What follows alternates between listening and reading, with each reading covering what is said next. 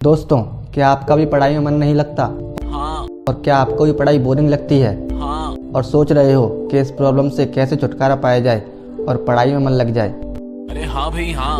तो आप बिल्कुल सही जगह आए हैं, क्योंकि यहाँ पर आपको वो चीज़ें बताई जाती हैं जिन्हें आप इजीली एग्जीक्यूट करके अपनी प्रॉब्लम्स को सॉल्व कर सकते हैं या फिर अपनी लाइफ में कुछ वैल्यू ऐड कर सकते हैं। तो वीडियो को ध्यान से देखना और अच्छे से समझना। So without further delay let's begin the video. देखिए, पढ़ाई एक गेम की तरह है जिसे आप जितना खेलोगे उतना ही सीखोगे।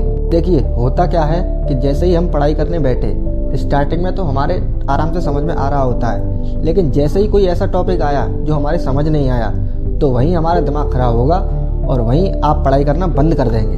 फिर 2-3 दिन वेस्ट करेंगे, ऐसे ही डे ड्रीमिंग करेंगे और यूट्यूब पर पढ़ाई की स्ट्रेटजीज की वीडियोस देखेंगे। तो जैसा मैंने स्टार्टिंग में कहा था कि पढ़ाई एक खेल की तरह है जिसे आप जितना खेलोगे उतना ही सीखोगे।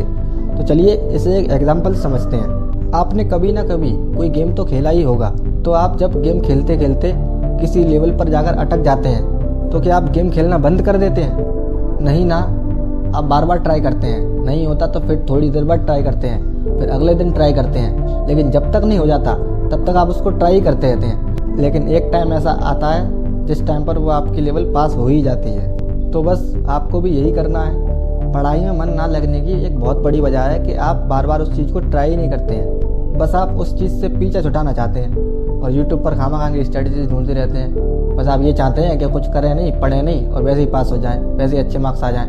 जब तक पढ़ोगे तब तक कैसे अच्छे मार्क्स आएंगे? अब यहाँ पर कुछ स्टूडेंट्स ऐसे भी होंगे जिनका पढ़ाई में मन तो लगता है, लेकिन कुछ दिन बाद उनको भी पढ़ाई करना बोरिंग लगने लगता है। तो इसमें इतना घबराने वाली बात कोई नहीं है। अगर आप किसी भी काम को कंटिन्यूसली करते हैं तो आपको कहीं ना कहीं तो उसमें बोरियत फील होती ही है।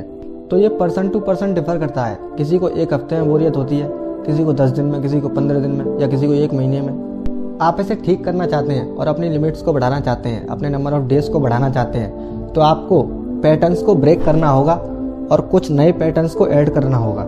इसको आप ऐसे समझ सकते हैं कि सपोज आप 1 हफ्ते तक किसी एक पर्टिकुलर जगह पर बैठकर पढ़े, तो आपको क्या करना है, आपको अगले हफ्ते यानी कि जो भी आपकी लिमिट है जहाँ से आपको बोरियत फील होती है, उसके बाद आपको एक अल्टरनेट जगह डिसाइड करनी है जहाँ पर आपको बैठ के पढ़ना है।